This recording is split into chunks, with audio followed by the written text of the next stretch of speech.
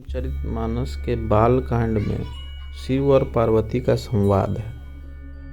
तो पार्वती जी शिव जी से पूछती हैं कि मुझे रामचंद्र की कथा सुनाइए, आखिर ये रामचंद्र कौन हुए हैं।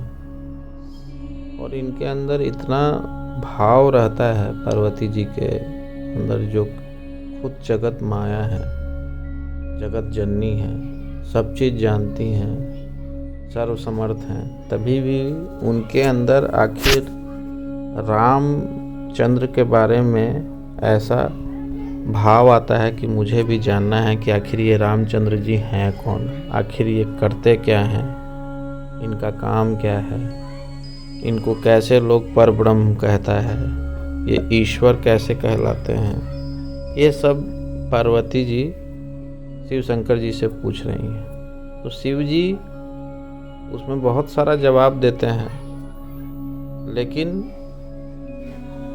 जो मेन जवाब है और जिसमें बहुत सारा आंसर छिपा है, उसके बारे में मैं वर्णन करता हूँ।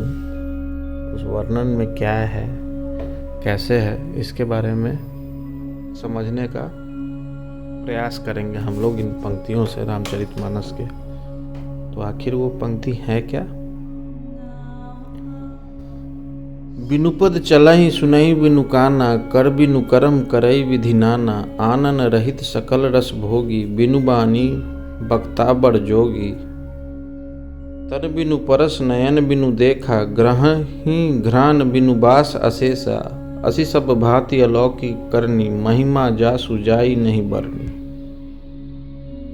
बिनु पद चलहि सुनहि बिनु काना, मतलब वह ब्रह्म बिना ही पैर के चलता है, बिना ही कान के सुनता है। कर बिनु करम करई विधि नाना, बिना ही हाथ के नाना प्रकार के काम करता है। आनन रहित सकल रस भोगी, बिना जिह्वा के, मुंह के सारे रसों का आनंद लेता है, जो 6 रस हैं। और बिनु वाणी वक्ता वर जोगी, और बिना वाणी के बहुत योग्य वक्ता है। तन बिनु परस नयन बिनु देखा, वह बिना ही शरीर के स्पर्श करता है। बिना ही आंखों घ्राण बिनु बास अशेषा, बिना ही आंखों के देखता है, मतलब आंख नहीं है तभी भी देखता है। असी सब भांति अलौकिक करनी, महिमा जासु जाई नहीं बढ़नी, और बिना ही नाक के सब गंधों का ग्रहण करता है। उस ब्रह्म की करनी सभी प्रकार से ऐसे अलौकिक है जिसकी महिमा कहीं नहीं जा सकती है। तो सारे वेद, वेदांत, शास्त्र और सब चीज लिख लेने के बाद शिव जी का ये कथन तुलसीदास जी लिखते हैं कि वो पार्वती जी को समझा रहे हैं कि हर वो चीज जो आपको समझ में नहीं आ रहा है और वो हो रहा है, उसके पीछे वो सर्वशक्ति है। और वो सर्वशक्ति सीमित नहीं है, असीमित है। तो रामचंद्र जी का ये विशेषता शिव जी बता रहे हैं। तो आखिर ये रामचंद्र जी और उसके बाद की जो का दोहा है, उसमें क्या कहते हैं। जेहि मिगावहि वेद बुध जाहि, धरहि मुनि ध्यान, सोई दशरथ सुत भगत हित, कौशलपति भगवान। जिसका वेद और पंडित इस प्रकार वर्णन करते हैं और मुनि जिसका ध्यान करते हैं, वही दशरथ नंदन भक्तों के हितकारी अयोध्या के स्वामी भगवान श्री रामचंद्र जी हैं। अब इनकी विशेषता बतला दी उन्होंने।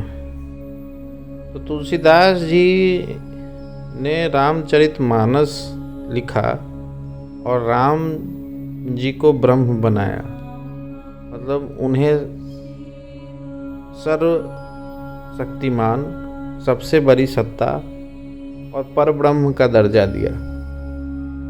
पर अब इन पंक्तियों में शंकर भगवान पार्वती जी को क्या समझा रहे हैं कि हर चीज नहीं होते हुए भी जो हर कार्य कर सकता है वह ईश्वर है। कोई चीज इम्पॉसिबल है, that becomes possible with the help of God. ये तुलसीदास जी कह रहे हैं। तो इसके पीछे उनका भरोसा है, उनका फेथ है, ईश्वर के प्रति फेथ है जो उन्होंने लिखा और शिव जी के बारे में परिकल्पना की कि शिव जी भी यही सोचते हैं और शिव को प्रिय भी हैं रामचंद्र जी। शिव हमेशा राम का नाम का भजन करते रहते हैं, राम को परब्रह्म मानते हैं। तो राम जो वो दिख रहा है वो राम नहीं, वो राम जो परब्रह्म है, सबसे बड़ी सत्ता है।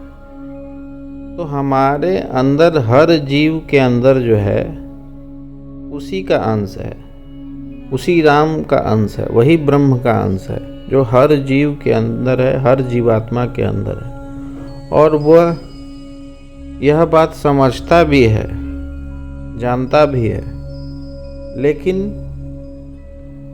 वो कभी कभी भटक जाता है उस ईश्वर से जो उसके साथ हमेशा है, अनवरत है, अनंत है, एक क्षण के लिए दूर नहीं है, वो हमेशा व्याप्त है। उसके व्याप्त होने के बावजूद भी जीव परेशान है। क्यों? क्योंकि जीव ने उस वास्तविकता को नहीं समझा जो उसके साथ मौजूद है। और जब तक वो वास्तविकता को हाथ नहीं लगा लेता है, उसको समझ नहीं लेता है, तब तक वो परेशान रहता है। और इसके लिए उन्होंने माया का एक जो है नाटक किया ईश्वर ने, और माया से समझाने का कोशिश किया कि माया क्या है। इसको ऐसे समझते हैं, जो गुरु अंगद देव जी समझाते थे, वो क्या समझाते थे कि एक बच्चा जो है अपने पिता से कहता है कि मुझे मेले में जाना है, वहाँ घूमना है, वहाँ बहुत चीज़ सामान है, उन्हें देखना है। तो पिता पहले मना करते हैं कि नहीं, बहुत भीड़ भाड़ है, वहाँ बहुत चकाचौंध है, तुम वहीं रह जाओगे, तुमको उसी में मन लग जाएगा, मत जाओ, तुमको वहाँ से आने का मन नहीं करेगा। लेकिन वो मानता नहीं है। पिता भी उसके जिद के कारण उसके साथ हो लेता है कि ठीक है चलो। वहाँ जाने के बाद पिता उससे कहता है ठीक है, भीड़ भाड़ है, तुम मेरा हाथ पकड़े रहना, हाथ मत छोड़ना, तुमको जो देखना है देखो, लेकिन मेरा हाथ पकड़ के ही देखना। तो हाथ पकड़ के जब तक ले वो देखता है चारों तरफ, तो वो ठीक रहता है। लेकिन कोई चीज़ ऐसी भी आती है जो उस इतना ज़्यादा उसमें उसके प्रति वो आकर्षण हो जाता है कि वो पिता का हाथ छोड़ देता है। वही संसार है। संसार में रहने का सबसे बड़ा जो आधार है वो नाम है, वो ईश्वर का नाम है। ईश्वर दिखता तो होता है नहीं, महसूस तो किया जा सकता है, और महसूस करने के लिए आपको उसके नाम को पकड़ना होगा। जो भी नाम आप जानते हैं, राम, श्याम, घनश्याम, हनुमान, देवी, दुर्गा, लक्ष्मी, सरस्वती, शिव, विष्णु, बुद्ध, ईश, अल्लाह, मतलब जितना भी आप नाम जानते हैं ईश्वर के बारे में, वो नाम उसका आधार है। उस नाम को पकड़े रह के अगर आप संसार में रहते हैं तो आप सारा भोग भोगते हुए भी उस भोग में संलिप्त नहीं रहते हैं। लेकिन आपकी संलिप्तता जाहिर सी है कि संसार में तब हो जाती है जब आप उसके नाम को छोड़ देते हैं। अगर हम अपना साम्राज्य बना लें, हमारे पास पावर आ जाए, हमारे पास पैसा आ जाए, और अगर हम ईश्वर को पकड़े हुए हैं और ईश्वर की शक्ति को समझ रहे हैं, तो हम चाह के भी कुछ गलत नहीं कर सकते हैं। चाह के भी हमारा कोई कार्य किसी के लिए गलत नहीं हो सकता है, क्योंकि हमने आधार में ईश्वर को रखा है, हम ईश्वर को साथ लेके चल रहे हैं। तो वो तो बिना आँख के देख लेता है, बिना त्वचा के स्पर्श कर लेता है, बिना जिह्वा के सब रस ले लेता है, उसके बारे में वर्णन बता रहे हैं कि परब्रह्म ऐसा है। और जब आप उसके साथ रहते हैं तो आप उसके जैसा होने लगते हैं, और उसके जैसा जब होने लगते हैं तो आप किसी विषय में नहीं फंसिएगा। लेकिन जब आप उसके साथ नहीं होते हैं तो विषय, इंद्रियां, काम, इच्छा, हर प्रकार का जो अवगुण है वो बढ़ने लगता है। आप उसके प्रति उन्मुक्त हो जाते हैं और उसमें इतने ज़्यादा भ्रमित हो जाते हैं उस जाल में कि वो आपको विस्मय देने लगता है। आप विषाद में आ जाते हैं, आप हर्ष में आ जाते हैं, आप प्रफुल्लित हो जाते हैं। उसकी माया जो उसकी जो बनावट है, उसकी बनावट ऐसी है कि उस बनावट में हर जीव का परीक्षा होते रहता है कि तुम अपने विषय को कंट्रोल कर पाते हो कि नहीं, तुम हर क्षण मुझे याद कर पाते हो कि नहीं, हर क्षण तुम मेरा आश्रय ले पाते हो कि नहीं। लेकिन बहुत रेयर ऐसे साधु संत हुए हैं जो हमेशा उनके आश्रय में हैं। जो तुलसीदास जी ने हनुमान जी को भक्त बतलाया, तो भक्त की प्रकाष्ठा पे हनुमान जी हैं, वो इपिटॉम है। जो उनका लेवल है वो हाईएस्ट है। उस हाईएस्ट स्टेज तक पहुंचने के लिए आपको हमेशा ईश्वर से जुड़े रहना पड़ेगा, आपको हमेशा उसका आश्रय लेना पड़ेगा, आपको उसके नाम का हमेशा आधार लेना पड़ेगा। और ये रहस्य भी उन्होंने लिख दिया है। बाकी आपका पढ़ाई लिखाई, आपका रुतबा, आपका पैसा, आपका धन, आपका रुबाव कोई काम का नहीं है। हर चीज़ खत्म हो जानी है। आप जैसे ही आपकी मृत्यु होगी, आप कुछ भी चीज़ लेके नहीं जाइएगा। लेकिन जो ये रस आपने जो ईश्वर का लिया, वो जीव आत्मा जो अपने को समझ गई कि मैं उसी जीव से आया हूँ जो मेरा वास्तविक स्वरूप है, और मैंने उस रस को चख लिया है, तो उसके साथ कुछ भी होगा तो उसे महसूस नहीं होगा। शारीरिक कष्ट हो सकता है, मानसिक कष्ट हो सकता है, उसको महसूस होगा कि मेरा शरीर है, शरीर के साथ ये विषमताएं हैं, ये डिके कर रहा है, इसको जाना है, उसको सब चीज़ महसूस होगा। लेकिन उसका जो भाव है वो ईश्वर के प्रति ज़्यादा लगा हुआ है। तो ये भाव आता कैसे है? तो भाव के लिए आधार बनाना पड़ता है, और आधार क्या है? आश्रय है, वो परम सत्ता का आश्रय। तो परम सत्ता का आश्रय हम लें तो ले कैसे? तो एक भक्ति मार्ग में एक सहज कार्य बता दिया गया कि आप जो है नाम जाप, मंत्र जाप या ईश्वर का जो भी कोई आप जानते हैं नाम, उसको हमेशा भजते रहिए। राम भजिए, शिव भजिए, हनुमान भजिए, दुर्गा भजिए, जो भी नाम आपको अच्छा, राधा लगता है उसको भजते रहिए। आप हमेशा उससे जुड़े रहने का कोशिश करिए। मतलब मेले में रहिए लेकिन उंगली हमेशा अपने पिता का पकड़े रहिए। लेकिन हम वो हाथ को छोड़ देते हैं, हम कहीं ना कहीं फंस जाते हैं, हमें कोई ना कोई चीज़ अलौकिक लगने लगती है। तो यही आश्रय जो है हमारा कहीं ना कहीं ठहराव हो जाता है।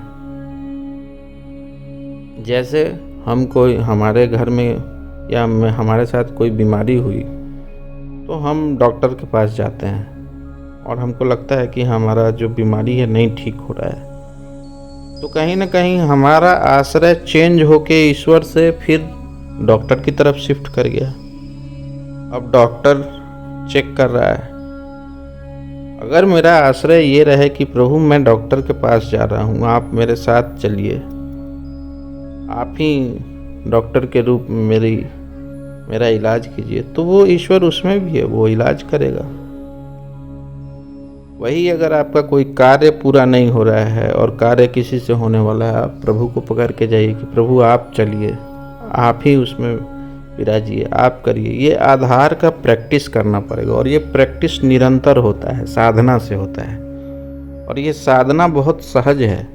आज का जैसा युग है उसमें ये सब चीज़ सहज हो सकता है। सबसे इजी है ईश्वर का नाम जाप करना, और ये बहुत बड़ा रहस्य है, लेकिन इसमें मन लगता नहीं है। मन का भटकाव होगा। आप कामिनी कांचन, जो रामकृष्ण परमहंस कहते थे कि आप कामिनी कांचन में लग जाते हैं, आपकी इंद्रियां जो हैं सजग हो जाती हैं, आप हर चीज़ का रस लेने लगते हैं, आप कहीं लोभ में आ जाते हैं, कहीं मोह में आ जाते हैं, कहीं आपको रुबाब हो जाता है कि मैं ही सब चीज़ कर रहा हूँ। आप कुछ भी नहीं हैं। आप अगर उसका हाथ नहीं पकड़े हैं तो आप कुछ भी नहीं हैं। लेकिन अगर आपको लग रहा है कि आप कुछ हो गए हैं उसके बगैर, तो आपसे बड़ा अज्ञानी कोई नहीं है। और इसी अज्ञान को दूर करने का मार्ग अध्यात्म है। और अध्यात्म के विभिन्न मार्ग हैं। भक्ति योग है, राजयोग है, कर्म योग है, ज्ञान योग है, और इसके भी पार्ट हैं। हठ योग है। आगे जाइए, इस हर चीज़ को आप हर वो चीज़ जो असंभव दिखाई देती है, वो अध्यात्म ऐसा चीज़ है कि वहाँ से पॉसिबिलिटी है। साइंटिफिक जहाँ एनालिसिस, साइंटिफिक रिसर्च जहाँ कम हो जाते हैं, उसका एनालिसिस अध्यात्म से हो जाता है। लेकिन इस अध्यात्म को समझने के लिए आपको उस अध्यात्म पे गूढ़ विश्वास होना चाहिए। आपको मानना पड़ेगा कि वो परम सत्ता है। और अगर आप नहीं भी मानते हैं कि वो परम सत्ता नहीं है, तभी भी एक न समय आपके साथ ऐसा कुछ गुजरेगा कि आपको महसूस होगा कि नहीं, या तो वो मेरे अंदर था या बाहर था, कहीं न कहीं तो एक ऐसी सत्ता थी जिसके अनुरूप सब चीज़ हो रहा था, आपके कंट्रोल में कुछ नहीं था। तो ये सत्ता को समझाने का काम तुलसीदास जी ने रामचरितमानस में किया है। और रामचरितमानस में शिव जी से ये बात बुलवाया है कि शिव जी क्या कह रहे हैं, वो रामचंद्र जी।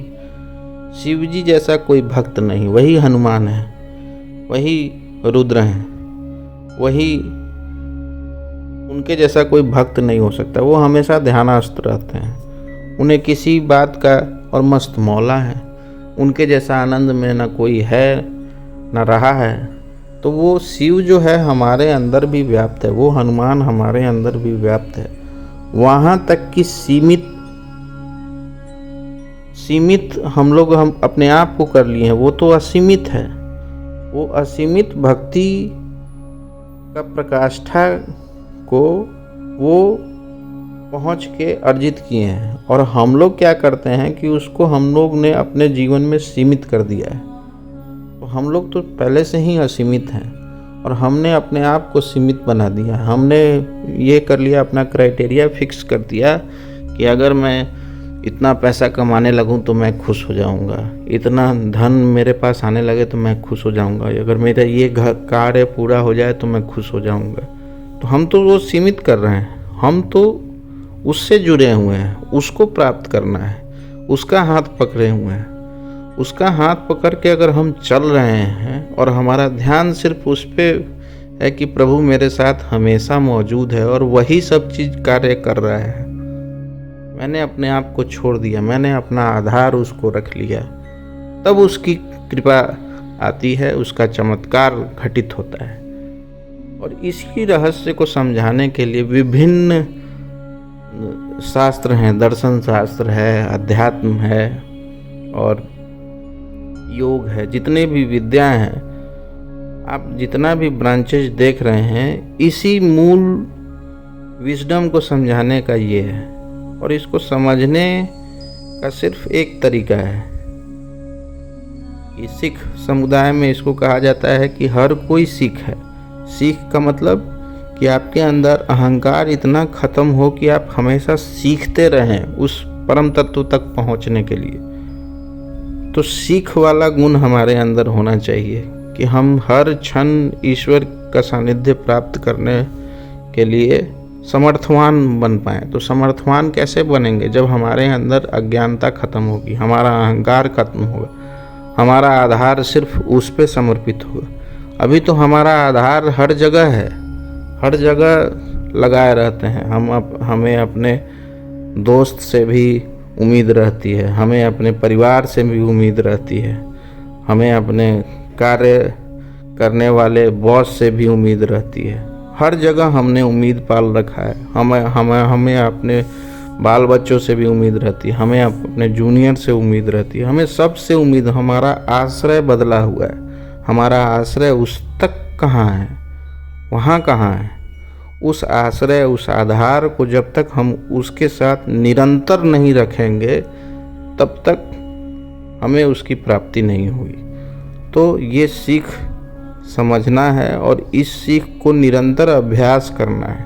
जब तक ये निरंतर अभ्यास जो है हमारे अंदर पूर्णतः ना आ जाए। इस बीच में आपके साथ बहुतेरे परीक्षाएं हो सकती हैं, परीक्षाएं होंगी, लेकिन आपको हमेशा याद दिलाना होगा अपने आप को कि मेरा हाथ तो उसने पकड़ रखा है। आप नहीं पकड़ सकते हैं उसका हाथ, उसी को आपका हाथ पकड़ना है। आपको ये महसूस करना है कि वो आपके साथ हमेशा है, उसके जैसा दयालु कोई है नहीं, और उसकी सानिध्य को हमेशा समझना है। जैसे ही आप ये समझ लेते हैं, आपकी जितनी भी दुविधा है, आपका जितना भी कष्ट है, वो दूर हो जाता है। तो आज के वीडियो में बस इतना ही।